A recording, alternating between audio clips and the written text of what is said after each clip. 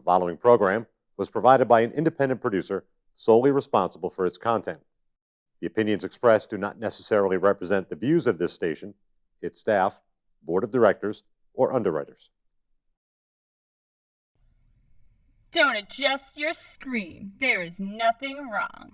You're about to enter a world where the very concept of time is rendered obsolete by the sheer power of entertainment. You're about to enter the Boggis Hour.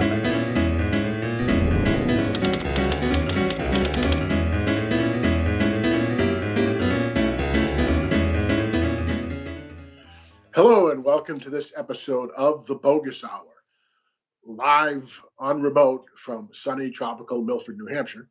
I've got a special guest coming to me from Massachusetts, and her name is Yael Gavish. She's a comedian. She also has a YouTube channel, and she's a musician and does a lot of musical parody, and I'm very happy to have her on my show today. Welcome, Yael. Thank you. Thank you so much for having me. I wish I had the same view as you, but I got home behind me. Like everyone else would have the same view. Yeah. Yeah, we're all trying to make do with this strange new world that we're in. Yeah, So I want to talk to you. I want to talk to you about how you became a stand-up comic. We've worked together a few times.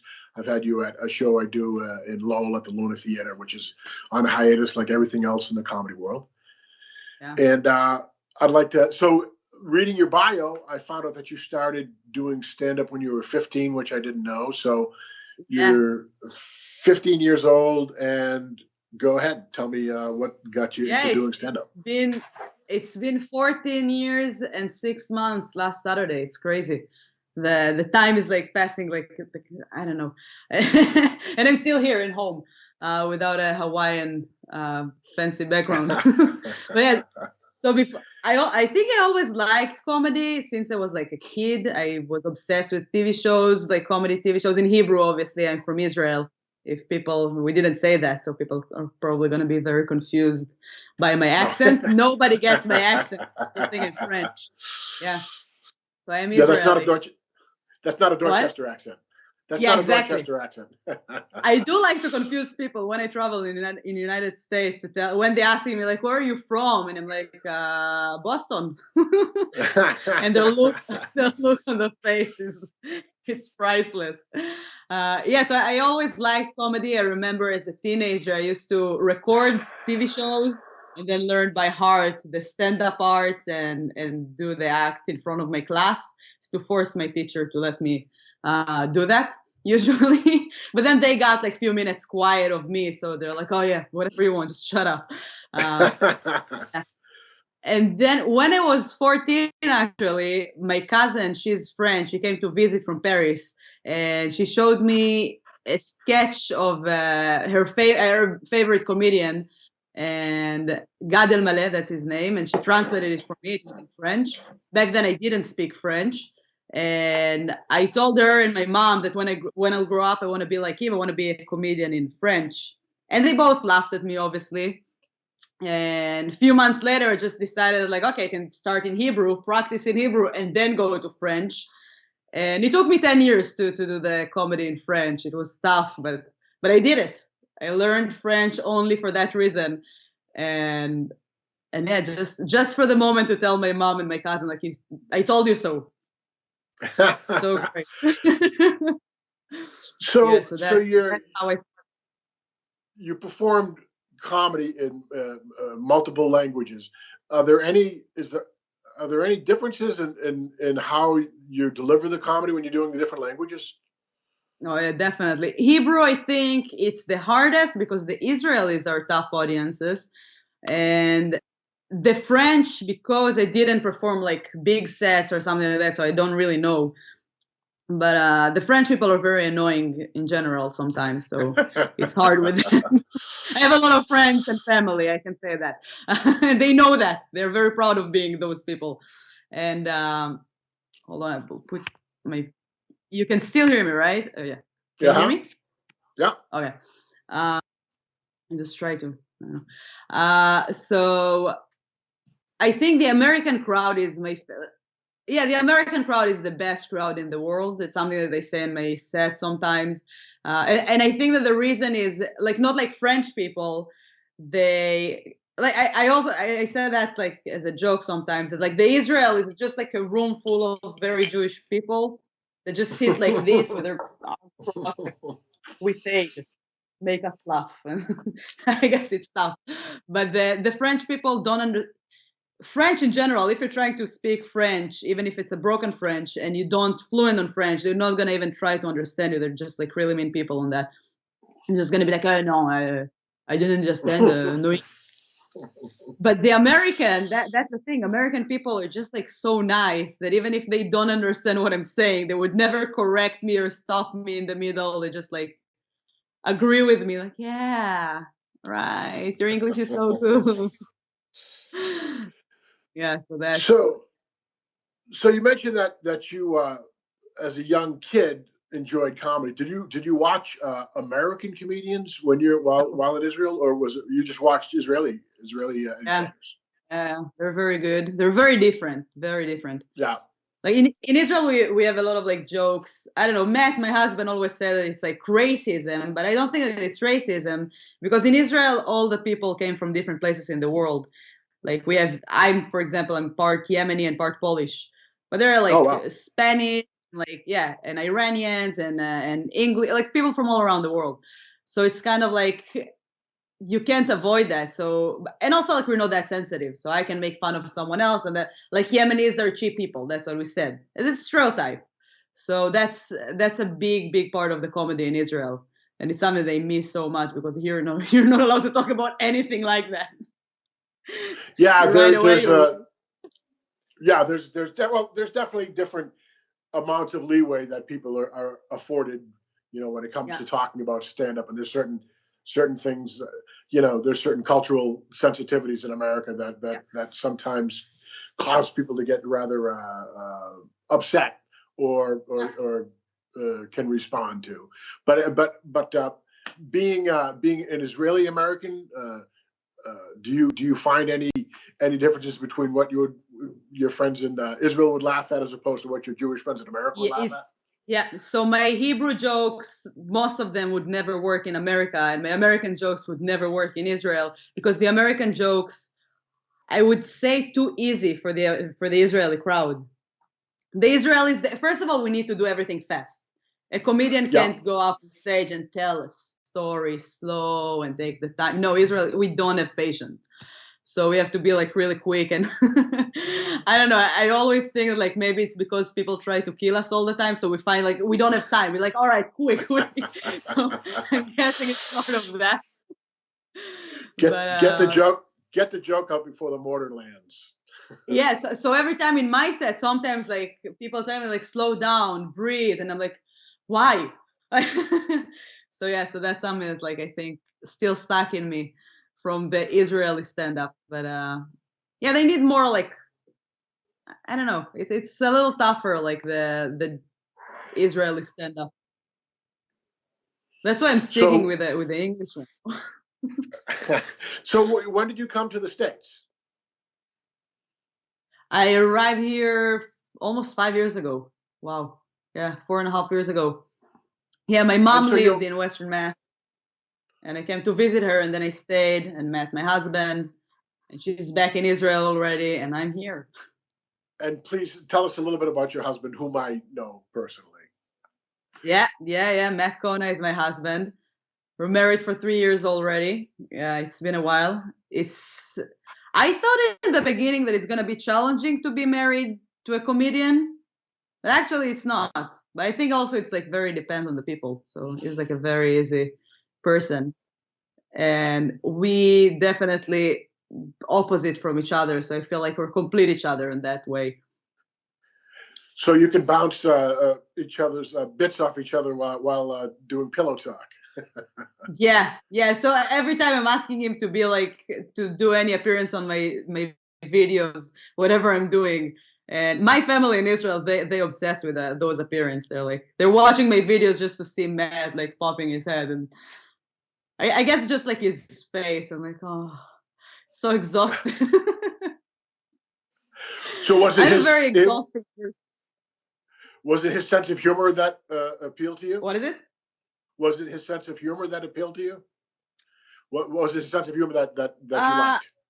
it's the hair. The hair. He used to have a very long hair. He had a very biblical look, didn't he? Yeah, so he used to have back then like a very long hair. Do you remember the hair, the very long one? Oh, yeah, the So long I beard, remember long I was a hair. little scared.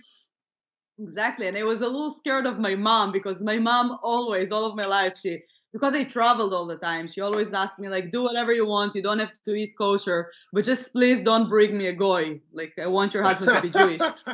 And when I had to tell her that I married Matt, I told her like, look, I brought you Jesus. He was Jewish, and He and looks like actually she laughed. Moses. Yeah, no, Jesus was Jewish, so I guess it's like a test. Yeah, she Funny. loves him. You can't not Yeah. love him. It's like, Matt's a funny guy and a good guy. yeah, he's like You- a good you person picked to be each other next well. to. Indeed. Yeah. So Very lucky. when did you start getting into the? Have you always done musical comedy, or is that something that you've recently gotten into? So I guess like in the last 3 years, I am developing it more and more. And I started to play the guitar before I started to do comedy when I was 12. And I taught myself everything. So I've never had like classes or whatever I'm doing with the guitar. If anyone has complaints, I don't care. Like I tried my best, like seriously. But yeah, so I always was obsessed with like writing songs, and I do that like really quick. And I feel like that's my superpower. And then I wrote my first song in Hebrew when I was 19. And I wrote a couple more after that, but nothing that was a big part of my set. And when I came here, I just realized that there's so many comedians, and there's so many female comedians, and so many Jewish comedians. Oh my God. And I need to have something that would make my comedy a little different. So I just took the guitar and was like, okay, let's do that. And I think that's my favorite part of creating my comedy now. So nowadays I'm uploading every other day in the Corona time. The songs, I just take like songs that already exist and just change their words for Corona editions. So that's my new hobby. So kind of a Weird Al Yankovic type of a thing where you take songs and add your own angle to them, your own comedy angle. Yeah, it's much easier than create new old songs, which I do need to do soon. So when you first started doing stand-up comedy, was the first club you went to was the Camel Comedy Club? Is that correct? Yeah, that's correct. The Camel Comedy Tel Aviv? Club. Yeah, it was the biggest, I guess. Like there are a couple of big comedy clubs. I think that was the first one since the 90s. And yeah, comedy in Israel started, I guess, in like the late 80s, beginning of like stand-up comedy. And yeah, I was the youngest. I remember like I could count the girls, like the women in comedy back then, maybe like probably like around 10 or something. Yeah. Now it's everywhere, and all the girls want to do comedy, and it's there's significantly more female comics than there were even when I started. I mean, there was a number of them, but now I don't know if it's level, but it's getting close to, for every guy comic there's a woman comic. So yeah. I really like to see. I realized that like recently, because when I started to do comedy, I remember that most of the girls, even me, and also I was a teenager, I was terrible. I talked about my school and stuff. Nobody cares about that. But I had some like funny moments. But I remember that most of the girls try to do the stand-up like the guys. So I remember a lot of girls that went up on stage and talked about like toilet jokes, and then like how to get like, can I say those words here? But like I think it's kind of like I think that'll get beat. I have a joke about it. We'll fix it in post. Yeah, but also I'm like I have a joke about it that I'm allowed to say whatever I want because I have an accent, and I'm sorry I didn't know. I'm like so. Use that. Use that to your advantage. Yeah, I'm like a baby. I say what I hear.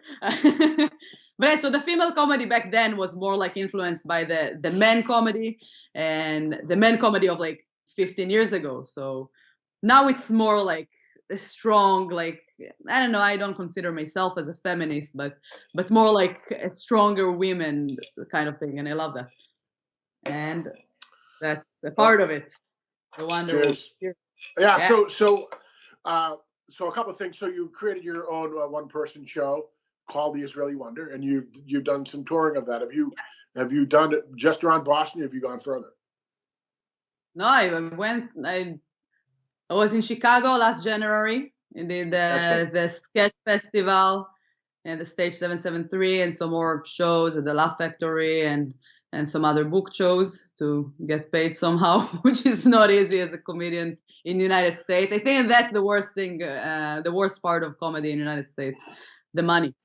It's not the possible. Lack thereof. And yeah, in Israel you can live out of comedy, and in France as well. And here it's just not possible. I don't know why, which is weird. But yeah, so I toured my show. I'm still I missed the show last Saturday in Connecticut. I didn't miss it. It just didn't happen. And I'm supposed to have the bigger. Yeah, I'm supposed to have like the next one in June 20th at the Rockwell. So I hope that's not gonna get canceled. I really hope so. Yeah, exactly. And I missed that. So tell me a little bit about what is the Israeli Wonder show, the performance. What is it? Autobiographical?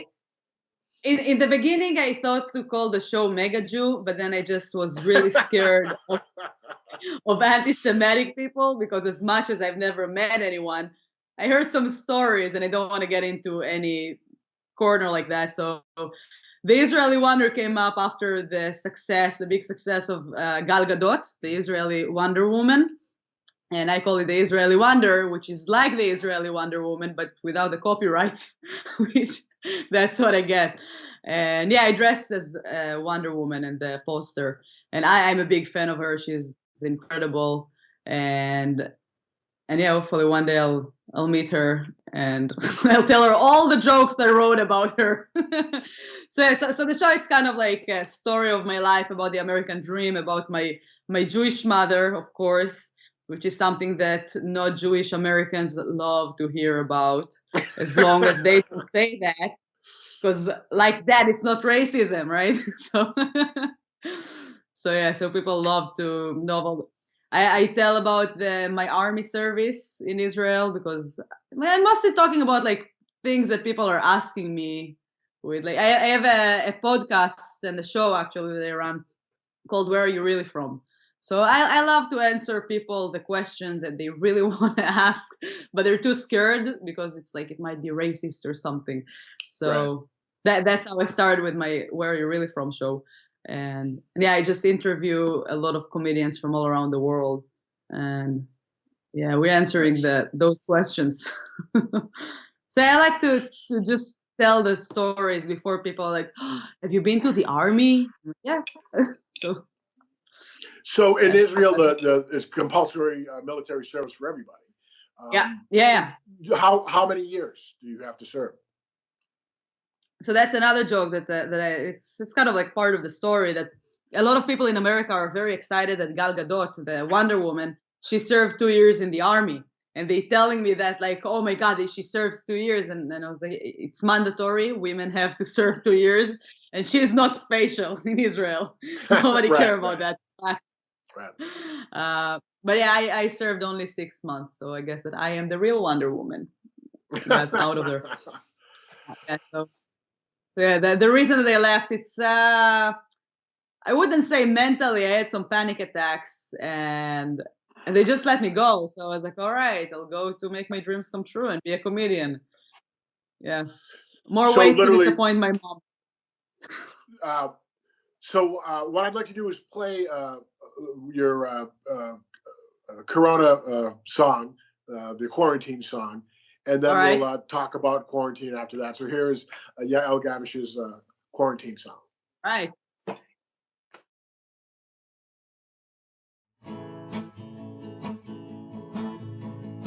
I wanna be in quarantine, far away from you all.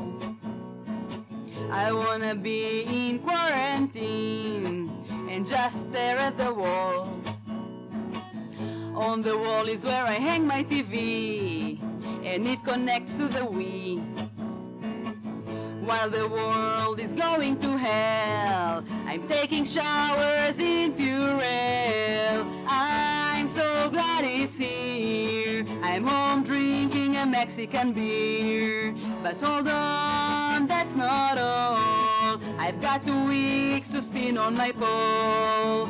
Thank you, Corona, na na na. I wanna be in quarantine, no need to wash my hands. I wanna be in quarantine, watching on demand. Documentaries on psychopaths, 3 times a day I'm taking a bath. Hang up pictures, hang up some shelves. Finally I have some time for myself. I'm so glad it's here. I'm home drinking a Mexican beer. But hold on, that's not all. I've got 2 weeks to spin on my pole. Thank you, Corona, na na na. Thank you, Corona, na na na.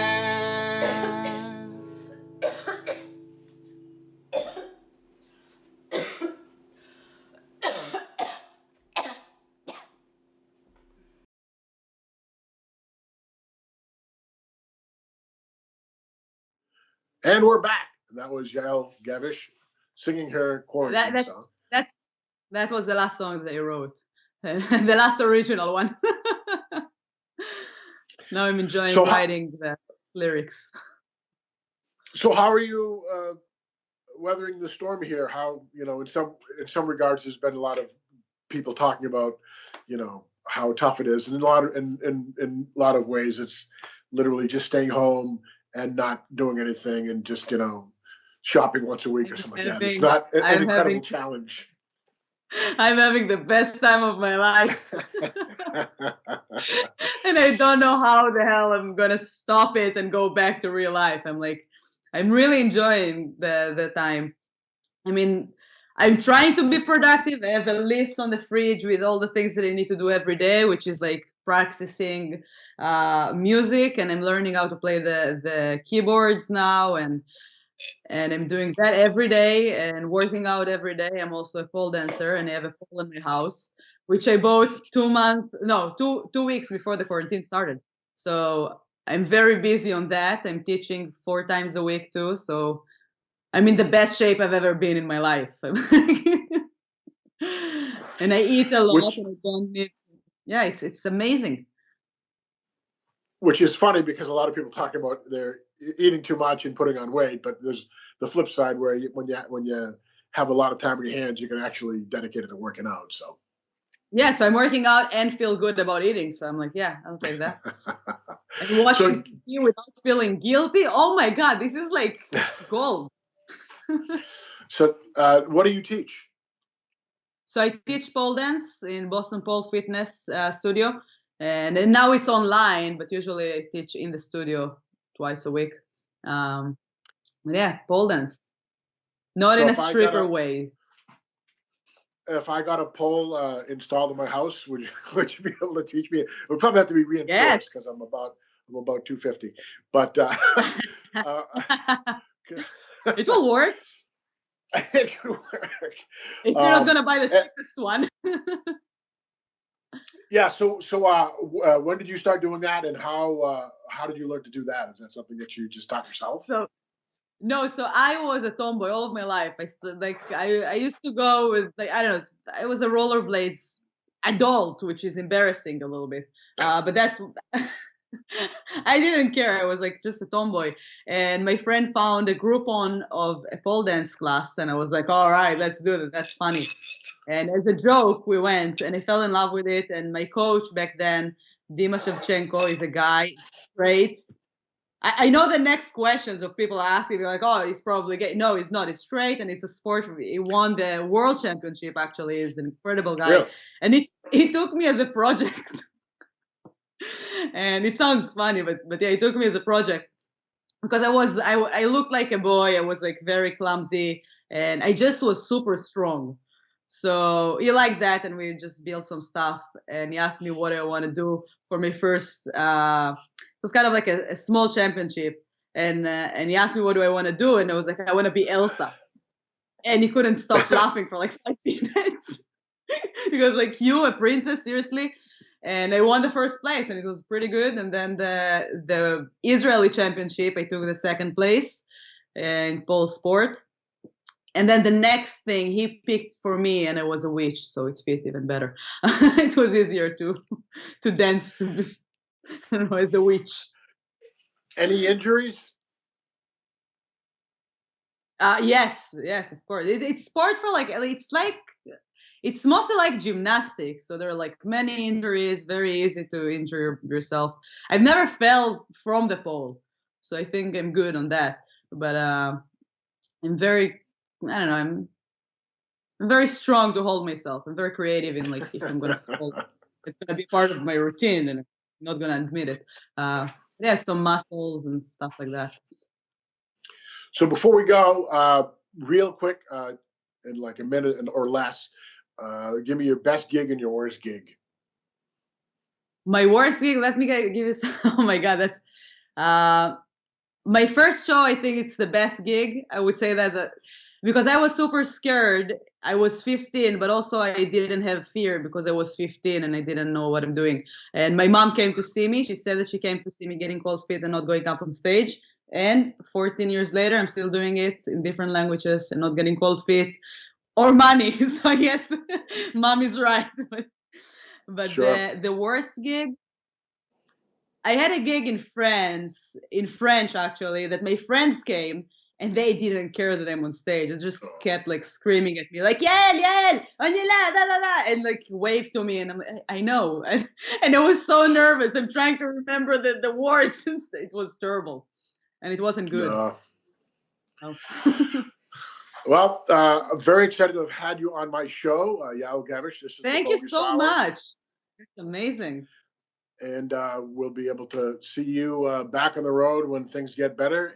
And I'd like to thank Hopefully. Yeah. everybody for watching. You can see the Boggis Hour on YouTube and at Access Nashua. And thank you very much one more time, Yael Thank you. Gavish. Thank you so much, Greg. Thank you. And hopefully see you soon and stay home and stay safe. Thank you. If you or someone you know would like to be a guest on the Boggis Hour, email us here at thebogishour@gmail.com. The preceding program was provided by an independent producer solely responsible for its content. The opinions expressed do not necessarily represent the views of this station, its staff, board of directors, or underwriters.